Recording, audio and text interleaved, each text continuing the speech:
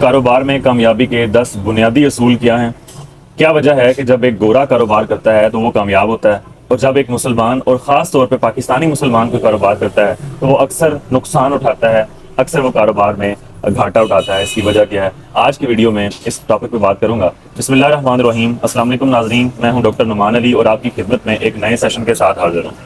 آج کی ویڈیو میں کاروبار کے 10 بنیادی اصولوں پہ بات کروں گا، اور وجہ کیا ہے کہ جب ایک غیر مسلم ایک گورا کاروبار کرتا ہے کامیاب ہوتا ہے، اور جب ایک مسلمان اور خاص طور پہ پاکستانی مسلمان کاروبار کرتا ہے تو وہ نقصان اٹھاتا ہے۔ اچھا، کاروبار کے اصول جو اللہ نے بنائے ہیں، سب سے بڑے اصول وہی ہیں۔ اللہ نے کوئی شرط نہیں رکھی کہ کوئی مسلمان اس پہ کام کرے گا تو کامیاب ہوگا، اگر کوئی غیر مسلم اس پہ کام کرے گا تو وہ ناکام ہوگا۔ اللہ نے اصول بنانے تھے، اصول بنا دیے، شرط رکھ دی کہ ان اصولوں پہ چلنا ہے، جو شخص بھی چلے گا وہ کامیاب ہوگا۔ اب ہوا کیا کہ جو مسلمانوں کے اصول تھے وہ غیر مسلم نے اپنائے، اور مسلمانوں نے ان اصولوں سے اپنا منہ موڑا، اس وجہ سے اکثر ناکامی کا شکار ہوتے ہیں۔ اب وہ اصول کون سے ہیں؟ آپ کوئی بھی کامیاب شخص دیکھ لیں، وہ ماں باپ کے ساتھ بد سلوکی کرنے والا نہیں ہوگا، ماں باپ کا گستاخ نہیں ہوگا، وہ ماں باپ کا ہمیشہ خادم ہی ہوگا۔ تو پہلا اصول آپ نے یہی اپنانا ہے کہ جب بھی آپ نے کوئی کام سٹارٹ کرنا ہے، شروع کرنا ہے، تو اپنے ماں باپ سے اس کے لیے دعا کروانی ہے، اور ہمیشہ ان کی خدمت کرتے رہنا ہے، ان کے ساتھ کسی قسم کی بد اخلاقی بد سلوکی نہیں کرنی۔ آپ تجربہ کر کے دیکھ لیں، آپ کے سامنے ایسے لوگ ایگزامپل موجود ہوں گی جو ماں باپ کے گستاخ سے، ماں باپ کے ساتھ بد اخلاقی کی، اور آخر کار ان کو ناکامی ہی ہوئی، دنیا میں وہ دھکے کھاتے ہوئے آپ کے سامنے آپ کو نظر آئیں گے۔ دوسرا اصول یہ ہے کہ چاہے آپ غریب ہوں، چاہے آپ امیر ہوں، چاہے زوال میں ہوں، چاہے عروج پہ ہوں، آپ نے لوگوں کے ساتھ صلہ رحمی کرنی ہے۔ یہ اصول آپ کسی بھی بڑے شخص کی ہسٹری اٹھا کے دیکھ لیں، لوگوں کے ساتھ صلہ رحمی کرنے والا آپ کو ملے گا۔ تیسرا اصول جس پہ جو ہم نے فالو نہیں کیا، جو لوگوں نے فالو کیا، ناپ تول میں کمی کا۔ لوگ یہ کرتے ہیں کہ 1 کلو میں تھوڑا سا اضافہ کرتے ہیں، اضافہ کر کے ہمیشہ 1 گرام 2 گرام 3 گرام اضافہ کر کے چیز بیچتے ہیں، درجن میں ایک چیز ایڈ کرتے ہیں، 12 کا درجن نہیں 13 کا درجن کر کے بیچتے ہیں۔ لیکن ہم مسلمان کیا کرتے ہیں کہ ایک تو درجن 11 کا کر دیا، اور بیچ میں 2-3 چیزیں، فار ایگزامپل کسی نے کیلے لیے، کسی نے مالٹے لیے، تو درجن بھی 1-2 کم کر کے بیچ میں 1-2 چیزیں خراب ملا دی۔ تو جب بھی آپ کاروبار کریں کسی بھی چیز کا، چاہے چھوٹا کاروبار ہے بڑا کاروبار ہے، ناپ تول میں کمی نہ کریں، جھوٹ بول کے اپنے مال کو، اپنے رزق کو حرام نہ کریں، اپنے رزق میں حلال شامل کریں، حرام کی گنجائش نہ چھوڑیں۔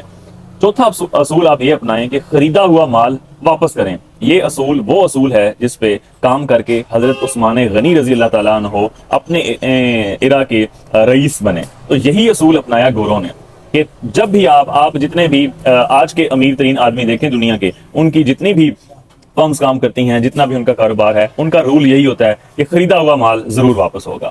نیکسٹ اصول یہ ہے کہ عیب والا مال نہ بیچیں، عیب والا مال کبھی نیچے عیب بتا کے بیچیں۔ ظاہر بات ہے کہ عیب مال کی قیمت کم لگے گی، جس طرح کل میں نے ایک ویڈیو میں بتایا کہ کس طرح دھوکہ دھڑی سے منڈی کے اندر جو ہے وہ سامان بیچا جاتا ہے۔ فار ایگزامپل جانور کو زبردستی دوندا کیا جاتا ہے، زبردستی چوکا کیا جاتا ہے، نقلی دانت لگائے جاتے ہیں ایلفی کی مدد سے، سینگ ٹوٹا ہوا ہے لیکن ایلفی کی مدد سے سینگ لگایا جاتا ہے، فیمیل جانور کو میل بنا کے ٹیسٹیز کپورے وغیرہ لگا کے بیچے جاتے ہیں۔ تو اس طرح کوئی بھی عیب والا مال جھوٹ بول کے اس کو عیب کو چھپا کے آپ کبھی بھی شامل نہ کریں، حرام شامل ہوگا، اور حرام میں کبھی بھی برکت نہیں ہے۔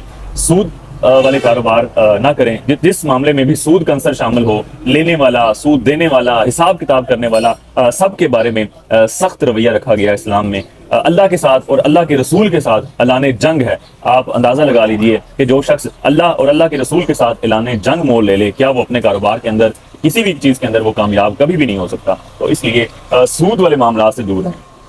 چاہے آپ مڈل کلاس فیملی سے ہیں، چھوٹا کاروبار ہے، کامیاب ہو گئے ہیں، ایک دن بڑا کام چل گیا ہے، بڑا پروفٹ ہے، لیکن ہر وقت آپ کفایت شعاری سے خرچ کریں۔